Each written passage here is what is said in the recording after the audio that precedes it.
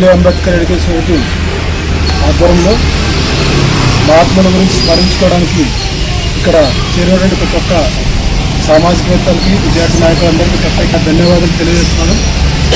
మనము సేవకులుగా సమాజంలో ఈరోజు ఇంత మంచి పేరు సంపాదించుకున్నాడు. దానికి ఏకైక కారణం ఇలాంటి మహోన్నతమైనటువంటి విశేషాలు మనం వినడం, దాని ద్వారా మనము పొందిన ఆనందాన్ని 10 మందికి పంచి మనమందరం సేవలో ఉండడం కూడా చాలా గర్వించదగ్గ విషయం.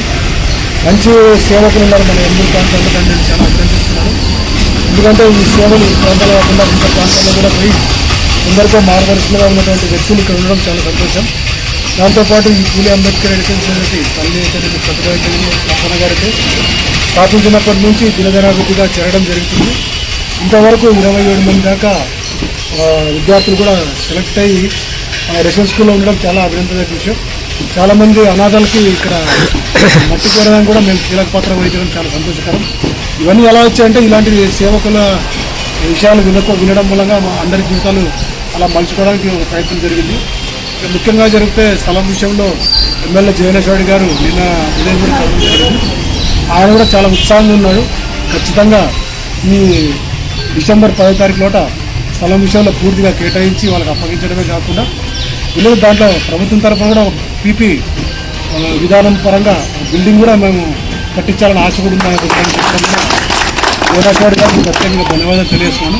చాలా ఉత్సాహంగా ఉన్నాడు సార్ మాత్రం. ఎందుకంటే ఎప్పుడు ఈ విషయం అడిగినా కానీ ఖచ్చితంగా చేస్తామని అన్నాడు. దాంతోపాటు దాని విషయంలో కూడా ఎంఆర్ఓకి గైడెన్స్ చేయడం జరిగింది, సర్వేకి గైడెన్స్ చేయడం జరిగింది.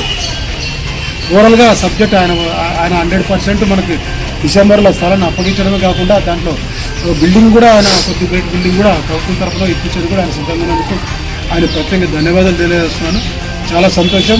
ఇలాంటి సేవలో ఇంకా మిగతా కూడా ముందుకు ఉండాలి. ముఖ్యంగా విద్యార్థి నాయకుల గురించి చాలా సంతోషపడుతూ ఈరోజు రావడం కూడా వాళ్ళని అభినందిస్తున్నాను. మహనీయులు వాళ్ళ పోరాటం మొత్తం విద్య వైపే నడిచారు కాబట్టి మీరు కూడా రాబోయే దినాల విద్య వైపు ఇంకా ముందు నడుస్తూ 2వ స్థానం పొందాలని కోరుకుంటున్నాను. ఇంకా తమ్ముడు మొత్తం అన్నట్లు ఆనాడు పూలే గారు ఇచ్చినటువంటి ఒక వాయిస్, గొప్ప వాయిస్ ఏమంటే సత్య శోధన, అంటే సత్యాన్ని వెతకాలని శోధన ఇచ్చాడు. ఆ సత్యం మూలంగానే ఈరోజు దేశంలో అందరూ మంచిగా ఉన్నారు. అబద్ధాలతో కూడినటువంటి జీవన విధానాన్ని చూడపట్టుకొని పెద్దలు ఇచ్చినటువంటి ఆ మాటని మనం నిలబెట్టుకునేలాగా మనం రాబోయే దినాలు అందరూ ఒక్కడి జీవితం గడిపేలాగా ఉండాలని కోరుకుంటూ ఈ అవకాశం ఇచ్చినటువంటి ప్రతి ఒక్కరు నా ధన్యవాదాలు.